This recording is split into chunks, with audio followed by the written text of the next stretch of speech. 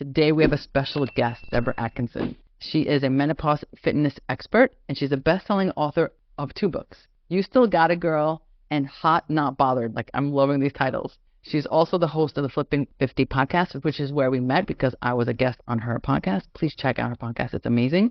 And her TEDx talk is Everything Women in Menopause Learned About Exercise May Be a Lie. And by maybe, it's definitely. She's a 40-year fitness expert, prior senior lecturer in kinesiology at ISU, and founder of Flipping 50, in addition to creator of the Flipping 50 Menopause Fitness Specialist course for fitness and health coaches. Oh my God, amazing. Welcome to the show, Debra. I'm so excited that you're here. I'm so excited to be here. It's been great to reconnect. I just lost my train of thought already, coming right out the bat, but my audience knows that this is what I do. Okay. So, let's talk about that. On your TEDx talk, which was entitled Everything Women Learned About Exercise May Be a Lie, tell me what you meant about that title and just get us into your world. We've relied in the fitness industry, and then everybody else who trusted us, we've relied on position statements and guidelines that were just based on masses of research that included all ages, men and women, but most of the research is based on young athletic men. So we created these position statements that kind of acted like a quota. Like you should be getting X amount of cardio, X amount of strength training, X amount of mobility. That's probably the one least likely to hurt us. Nowhere in 40 years has anybody really said, shouldn't we be asking them how they feel? And shouldn't we be saying, well, what's happening? What's the result of that? Are you getting fatter or are you getting fitter? Are you gaining lean muscle? You're losing lean muscle. Is this helping you sleep? Is it helping you digest and rest? And so we've kind of forgotten what's the whole point of exercise in the first place. And we've held everybody to the same standard and method.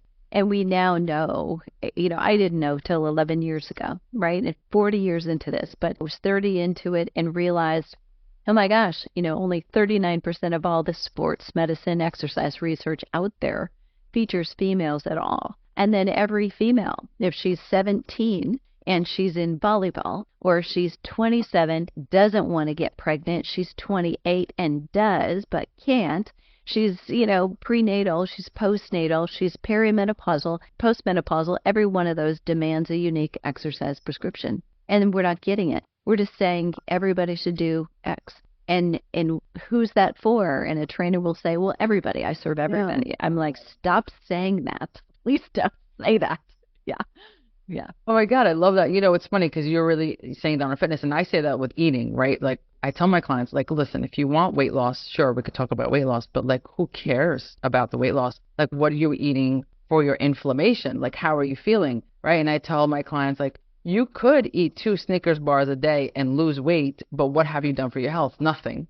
Whereas if we're eating really amazing food to reduce inflammation and actually, manage symptoms that you have, whatever autoimmune symptoms you have, we may or may not have moved the needle around the weight, then we're winning, right? So this idea of actually listening to symptoms, that's crazy. Listening to people's symptoms, how are you feeling? It's not just about what the number is on the scale. So, we have a similar approach. I'm talking more about food, you're talking about fitness, but I absolutely love that. It seems so intuitive, yet it's so counterintuitive to what we're constantly being told. As someone who also has a primary care practice, you're supposed to just tell everyone, just go exercise, and with absolutely no kind of guidance. Right. And there is no way that, to your point, that the woman who's trying to get pregnant versus the woman who doesn't care if she's getting pregnant versus the woman who's peri versus the woman who's post, every one of us needs a completely different training. Oh my God, I love that. Yeah. So with that, like, how is it, like, all we hear is just lose weight, right? Go lose weight. So how is this goal of weight loss, especially for women over 40, how does that set us up for failure? Well, number one, we really have no control over it. None. Your body is going to release weight and fat when, to your point, we reduce the inflammation. Can we get rid of that? And then, a lot of women think, well, suddenly I gained weight, and they think they gained fat. And it's like, probably not. Probably it's inflammation, and you're fluffy and there's more cushion around the padding and padding in the cushions. And it's not that you gained fat, and a lot of women think, well, this happened overnight. And what really happened is maybe hormone fluctuation, got a little stronger signal, but you were on the road to this potentially. So I think looking at chasing fat loss has always just been futile, but if we chase changing body composition by gaining lean muscle mass, which in itself is hormone replacement therapy. Muscle acts like an endocrine organ. It's going to help the inflammation. It's going to help with blood sugar control. It's going to help decrease risk of disease and give you more energy. That we can control. We can gain lean muscle. I love that. Lose fat. And so not only is, muscle an endocrine, disruptor in a good way, fat is also hormonal. So having too much fat, especially in certain areas. And remember, anyone that we're saying the word fat, we just mean fat cells. We're not saying you are fat. We're just using fat cells versus muscle. But right, fat is also estrogenic, and that could create a lot of hormonal fluctuations as well. I'm loving where this is going because, like, one of the things I teach my clients is, like, let's look at food not just for its calories, but we look for it for, like, what is it doing? What is it shifting in our body? Let's look at it as medicine. And I say it's either medicine or it's poison, and there's really nothing in between. There really isn't. Amen. And likewise, right? Exercise is medicine, right? Exercise is medicine. But you're also saying, think of your muscle and think of your fat as part of your hormone picture. And I don't think anyone's ever said that. I've never heard anyone say it that way, which is so amazing. That's so cool. Can you give us a little bit of, like, an overview of what it looks like differently over the lifespan, the type of exercise you would say to someone? In terms of exercise? Yeah. So, basically, let's go way back. So we're teenagers, right? Between 10 and 20, the bank is fully open. So the bank is open for bone density. So we want kids. We want them playing all kinds of sports, moving in all kinds of directions. And ideally, they're jumping, they're running, they're hopping, and they're getting some direct impact so that their bones get stronger. We have until about 30 to put some more bone in the bank. And then after that point, we start withdrawing from it regularly, much easier. So if we can get kids who are playing gymnastics, playing basketball, playing soccer, moving in all different kinds of ways, so much better. Nothing wrong with swimming, but swimming is not going to give a child that impact. So if you've got a swimmer, that's great. It's great for so many things, but give them a jump rope to do sometimes too, right? They need that. And then when you're looking at 20 to 30 somethings, we still feel pretty, you can't do anything, you can't touch us, we're going to live forever. You've got people who've got confidence. And if we were talking specifically about young women, now's the time to get them in the weight room. And actually, I'm loving it. So when I go to a gym, I'm noticing there are girls, they're teaming up with other girls or with their guys, and they're in the weight room. They're not just on the cardio equipment. So, we're coming around. It's a little different. I don't mean to interrupt you, but why? Tell us why. For those of us who don't know, why is that weight so important? Yeah, again, because we still have that opportunity so that we can deposit bone density. We're improving our lean muscle mass, but more importantly, potentially between 20 and 30, now we're laying a foundation. We're laying down good habits. And you get a woman who's used to lifting weights, in her 20s and 30s, she's going to keep it up because she's going to stay strong. She's going to feel better, more energetic, and she's probably going to feel more body esteem, more positive about her own body image. You wait until you've got a woman 55 that's never been in the weight room, never had this regular thing. They're a CEO, but they walk into a gym feeling like a fish out of water. It's a lot harder to get started. We want that habit laid down early. I love that. So we want to have it laid down early, but then do we have a different kind of regimen for our postmenopausal woman? Well, definitely. For a postmenopausal woman, we want her paying attention to strength training. She needs high intensity worse than that 20-year-old does.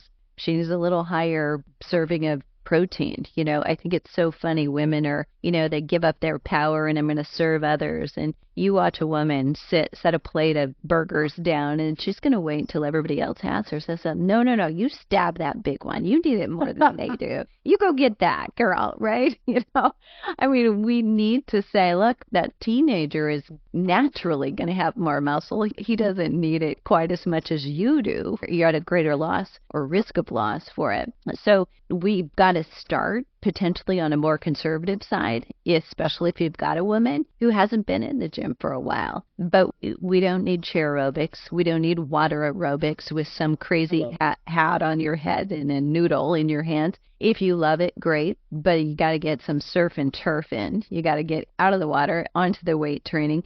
We need to progressively start working harder. We've never needed intensity more in our lives.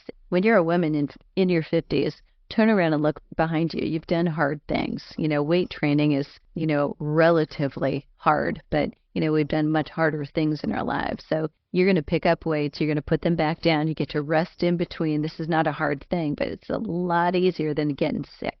Yeah, so you brought in so much information. I just want to contextualize it for some listeners who are just kind of new and maybe jumping in. Yeah. And I know this is, you correct me if I'm wrong, but you're basically talking about longevity, right? And there's a few things we need for longevity. First of all, we need flexibility. We need to be able to get up off the ground, be able to play with our grandchildren when the time comes. We also need to be able strong enough and flexible enough to put our luggage overhead in the airplane. Right, you don't want to lose that ability. If there's a quick gate change, you want to be able to take your luggage on your own from gate 100 to gate 2, and then you want to be able to lift it overhead. These are the things you think about, and you also want to be able to carry your own groceries forever. And if you want to do that, you need to be able, because we're going to lose muscle mass as we age, right? There's a natural loss, and so we have to double up. To your point. We need that protein.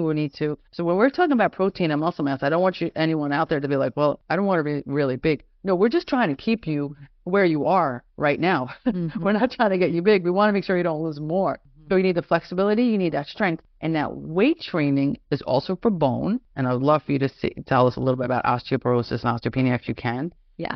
And then when you said you need that HIIT training, it's because we need that O2 max. We need that oxygen. We do not want to be 80 and out of breath when we go to the mailbox. Mm-hmm. So everything that you're saying is so important. And especially if you didn't bank it, to your point, in your 20s and 30s, mm-hmm.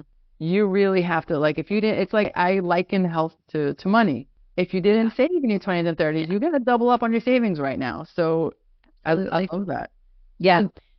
Tell me. Yeah, well, absolutely. And I think the other thing we have to say to anybody who's just starting or you're restarting, you took a little sabbatical. We know you're out there, right? It's never too late. There are studies, and there have been around for decades, that women in their 90s who've never done any lifting, we give them some weights, we can strengthen them even if they're in a chair. So it's never too late. It's going to be a little harder for you to gain lean muscle mass. And even my saying that, to your point, somebody's going to resist. I don't want to gain mass. That word is a 4-letter word. Scary word. Yeah, you're going to be very challenged to gain lean muscle mass. But when we say that, we're saying gain lean muscle metabolism. Muscle is your metabolic friend. So if you want some support, keeping blood sugar levels down, keeping the belly fat down, lifting weights actually is great for visceral belly fat. Just lifting a total body program. We're not saying lift weights while you're doing crunches, by the way. Nobody heard that right, okay? So lifting with your major muscle groups is what's important, and just in the effort of doing that, you reduce your overall internal visceral belly fat, and that's deadly, right? So that's not just a vanity sake thing. When girth goes to the belly, which it can for women in menopause, we want to get that off. We want to make sure that we're focused on it, and strength training is one of the best ways to do it. Yeah, I guess what we're trying to say here is we have to get rid of that kind of wrong perception that we've heard, especially in our age group. The younger generation I don't think they have the same stigma around weight training that our generation does. In our generation, we grew up where the men were the ones who lifted. It was really manly to lift. I don't want to gain, I want to do cardio. I want to lose. So I think we have to outgrow some of that mentality. So every time you hear this show, we're talking about lifting. We are not lifting to become the Hulk. We are lifting to preserve longevity, to keep you out of the nursing home, to keep you moving, to keep you independent. That is what lifting is about. If anyone who's getting triggered by the word lifting, I really want you to kind of reframe that. That is so awesome. And I see a lot of people, especially with osteopenia and osteoporosis, if you need to lift in order to prevent that, or to hopefully, or reverse it if you already have it. Yes. And we're seeing that, by the way. So those of you, I think this is worth saying because I think women still are scared or insulted, when they get told you've got osteopenia, osteoarthritis, or you've got osteoporosis. You're just last week, we had a woman who's been in our community and she's extremely active. And she said, I've got this. And she just was in a panic still. And it's not a cause for that anymore.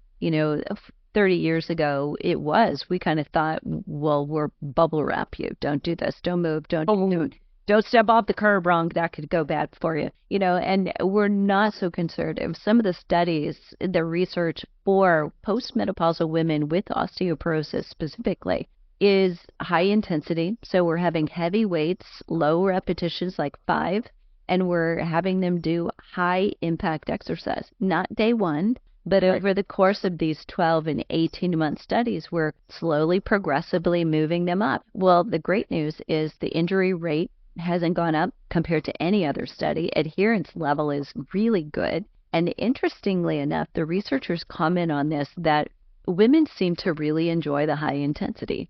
Like they feel more mastery accomplished. Something about it, which is really what we want. All transparent, right? We want you to be codependent. We want you to start feeling stronger internally and never quit. Absolutely.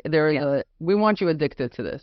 That's right. Yeah, exactly. This is a good addiction. I agree. There is something, I do different kinds of workout every day just to keep it diverse, but there is something that happens to my brain every time I lift heavy. Mm-hmm. I finish lifting heavy and I feel like there's nothing I can't do that day. Mm-hmm. Yep. Whereas with cardio, sometimes I'm a little bit more spent, like a different kind of good feeling. But with lifting, I just feel like, okay, what's next? Mm-hmm. There's something magical about it. There really is. I think you touched on this next question, but tell us a little bit about why it's important that women shift from quick fix thinking to long-term now and later when they were talking about their goals. Yeah, well, and you were touching on, longevity. This is about you, keeping you out of the nursing home, keeping you in and out of your chair as you wish, right? Not dependent on anybody else to do it. But we're always going to be motivated by immediate gratification. But you get both. That's the good news. You get both by focusing on lean muscle, focusing on strength. And the one question we still have to go back to ask ourselves is, how is the exercise making you feel? Because if you come home, like after that long cardio that so many of us were used to doing as young adults, and we keep saying to ourselves, well, I just want to get back to that. Just want to get back to then. We're not going back. No, we're not going back there. We don't have the hormones we had then, so we need to change our strategy a little bit. And, here's the other thing. For 20-something women who you might influence, it probably didn't really work well then. We got away with it simply because our hormonal profile and the lean muscle mass we had allowed us to get away from it. But had we changed it and we were doing things differently, we may have gotten to 50 or 60 far better off. The next generation is going to have it so much better because of what we're teaching them. So we want to leave with that message that we want to be strength training, to be strong, to do all the other things. To, yes, do some cardio. We want to maintain that VO2 max. We want to make sure that we can get breathless on purpose, so we're not getting breathless when we don't want to be breathless. We want to make sure we maintain the mobility and flexibility, and actually going through full range of motion, doing strength training, helps you maintain that mobility. And you also want to maintain and realize that your muscle is not just helping the muscle and the bone, but it's helping your brain. Neurotransmitters, feel good hormones, are much more apparent, which helps offset negative effects of cortisol and stress. 100%. I love what you said. We want to get breathless on purpose. Yeah. Breathless on purpose, so we don't get breathless and we don't want to. Oh my God, I love that. And every time I try to do like once a week really intense O2 max training. And man, is it hard, but I'm going to say that to myself. I want to get breathless on purpose. I love that. That is such a good sentence. And basically, if anyone's like, what the heck is O2 max? You don't have to get any special machines or anything like that. You basically, let's just say you do something, I don't know, you do something for 30 seconds and you're completely winded. You want to keep pushing yourself to do that, either that same 30 seconds without getting so winded. And when you do, you push a little more and you try to do it for another 10 seconds so each time you kind of want to push what it takes you to get breathless That's pretty much O2 max in a nutshell, right? Deborah, would you say they're oversimplified, but For women, I think it is the best thing. And I think we should potentially clarify right now because I think a lot of people are hearing zone two, zone two, zone two. And first of all, a lot of women don't know what the heck that is. What is zone two? And I think for several of the people having this conversation, they don't know, like, what do you mean by that? What do you mean by that? But for women, and to quote some of the studies, the research done by Dr. Stacy Sims, we actually need something more than just zone two to get there. We need to get into that breathlessness. We need to tap into that. And, I am asked sometimes, what do you mean by breathless? I mean, like, you can't breathe. You have to stop. Yeah. You cannot have a conversation. Yeah. So you really have to earn rest. But the good news is we used to, 20 years ago, Tabata came out, and everybody thought, go 20 seconds hard, 10 seconds recovery. You're going to do 8 cycles. So it's a 4-minute long thing. For women in midlife, I don't love that. And the reason is they're not completely recovered. It feels hard, but your performance actually goes down. By the 6th or the 7th or before that, you're not working as hard as you were. It just feels hard. And performance is enhanced and bettered when either we're going faster or we're going against more resistance. It's not better just because it feels hard. So we can take all the rest we need. It's now called HIRTS, high intensity repetition training or repeat training, and take all the rest you need. Get totally breathless. When you're completely breathing through your nose again, now go again. You don't have to turn that around on somebody else's clock. It's yours. You decide when you're going. Oh, I love that. When you're completely able to breathe through your nose again. Yeah. And the results seem to be just as good. So you're potentially better, right? So if you do the high intensity work, how much rest you take between doesn't seem to matter. You get the results. Yeah. Oh my God. I love that so much. And then you don't need a special app and you don't need to time it. Just, you got to do what you got to do. Right. So good. And I also love this idea of like this now and later because, when I take on new clients, which I don't do as often as I used to because, time is time. But when I take on new clients, one of the things I say is I am not your person if you want a quick fix. This is not a 30, 60, 90-day protocol. I take on a client for at least a year because we're going to go through a lot of stuff. We're also going to go through some rough patches. We're going to go through some times when you just don't want to do anything I say. We have to go through that too, right? But the idea is this is not a quick fix. I'm not going to get you better in 30 days. And I also don't want you to do something with that mindset. I want to create long-lasting habit changes that are going to carry you throughout your life and give you the tools to do once you are no longer working with me so that you can have that. And it sounds like that's what you're talking about also. Like this is not a quick 30-day, max challenge program. No disrespect to any companies out there. This is the rest of your life. This is everything. Yeah. So good. Yes. And I think you have to look at anything that you're going to do. And we all want to do that. I mean, depending on when this will be released, we're heading into summer.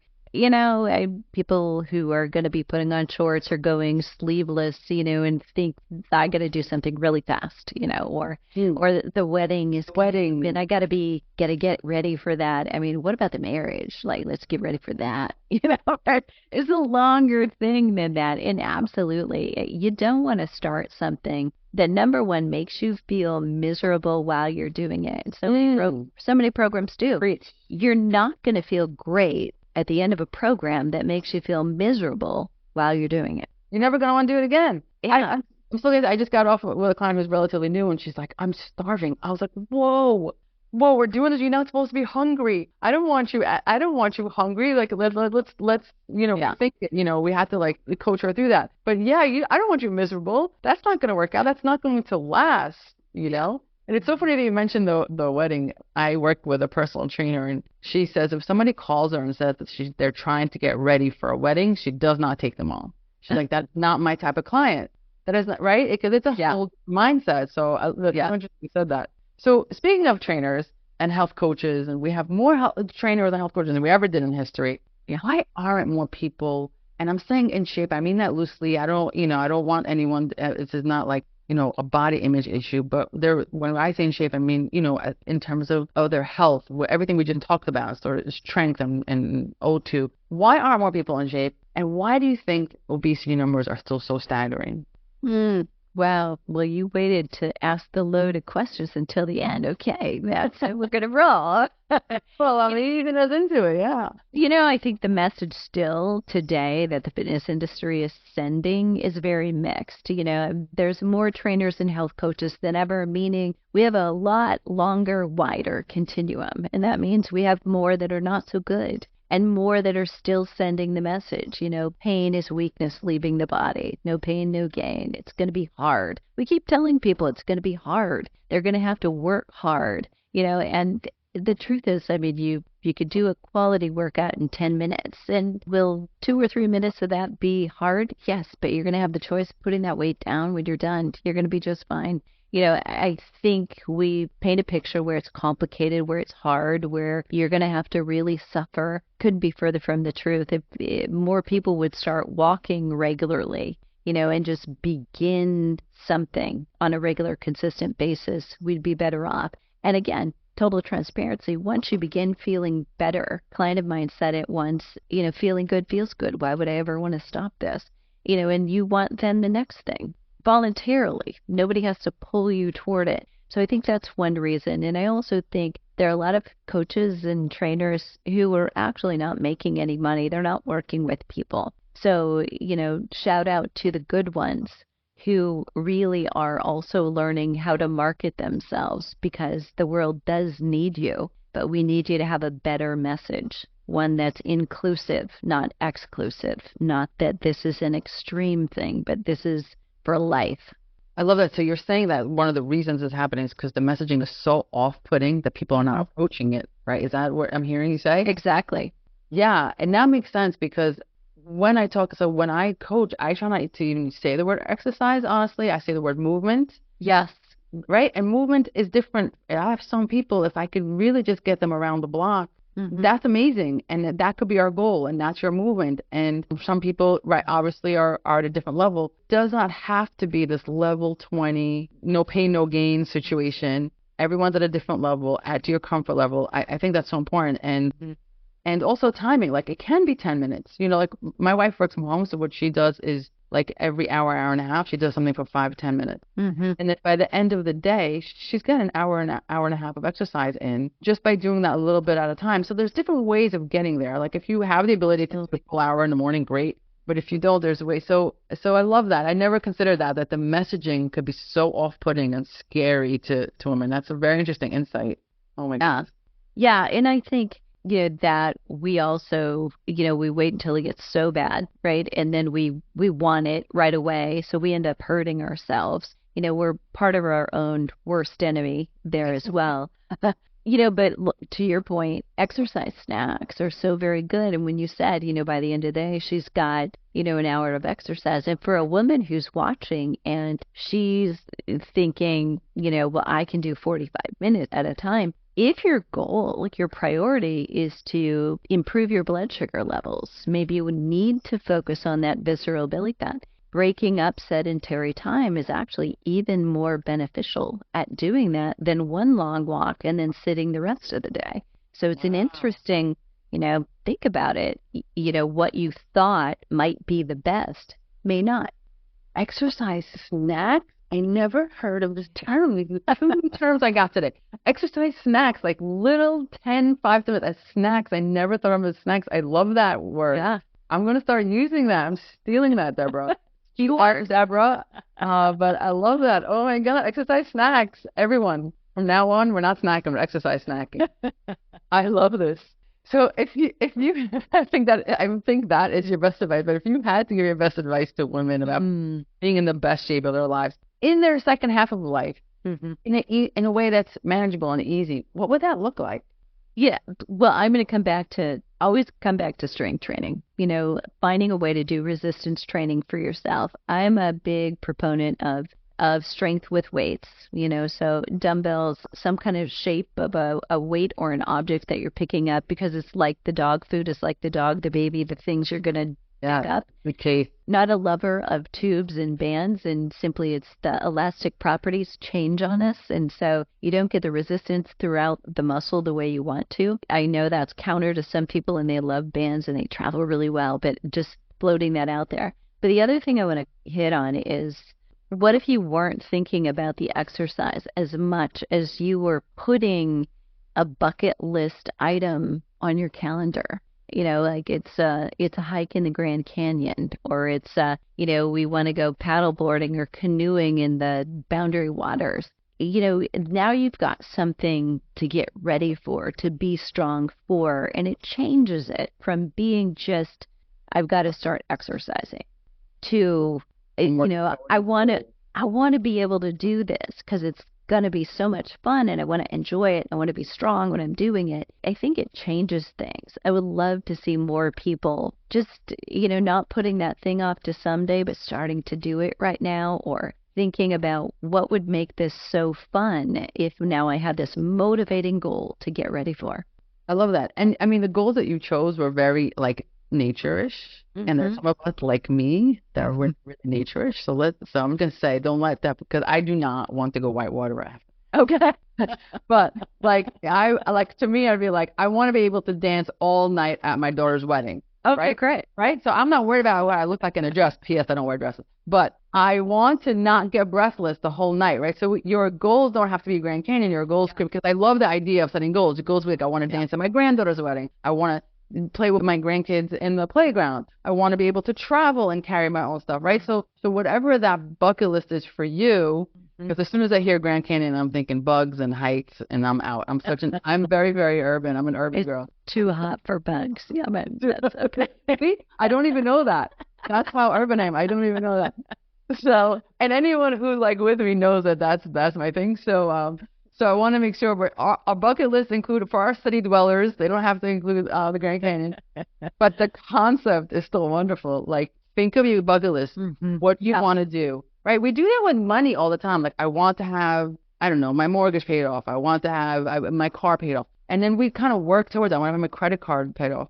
So we work towards that. And so that's a great way of thinking. This is what I want to do a year from now. Can I do it? And then not thinking about exercise, thinking about I'm getting to that goal. I love that. That's such a great way of doing it. Everything besides the word exercise is what we have to do, because we're so imprinting that is like, it's a trigger word for so many people. So movement, bucket list, longevity, like rebrand it for yourself so that you can, God, I love that so much. What did I maybe forget to ask, or what do you want to tell our shared audience that maybe you haven't had an opportunity to tell them? I think the one thing is that it's never been a better time to be aging, to be midlife or beyond. And we don't have a perfect example of it. Most of us, we don't have somebody who lived into their 90s or into their hundreds who exercised their entire lives or was conscious about the foods and the impact that they're making on their bodies for longevity's sake. We have so much more information right now that it's really a fun time. And if you have anyone younger than you that you're influencing, people you love, in-laws, nieces, whatever it might be, I mean, we're leaving a legacy. It's good or bad. We're leaving one. So you get to choose, what does that look like? What are you telling them about how they can age, how they can start now? I think it's never been a better time, and we're going to age and have an end of life that is far more motivating, I think, than the image that we may have had in the past.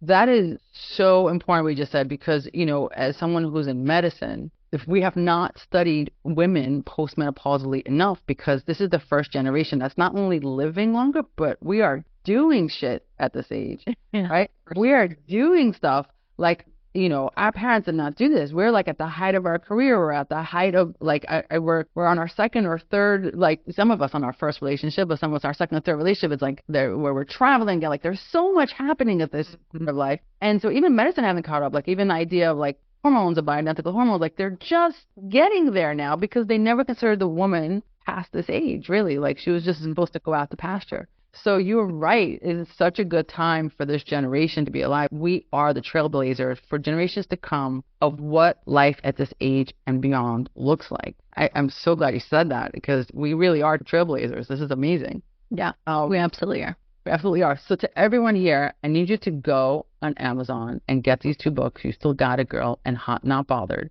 And then I need you to find Debra on all her channels, Flipping 50 TV, everywhere, Facebook, Instagram, YouTube, website. And I know you have so many programs, right, that people can Absolutely. exercise programs. There's so many things that you can get.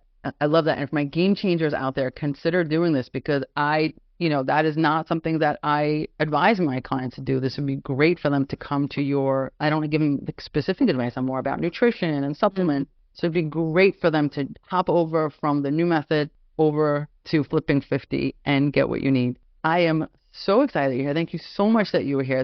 It was amazing. And maybe we could do this again in the future. Absolutely, we can. Yes. We can't wait to come back. Thanks so much for having me. It's a pleasure.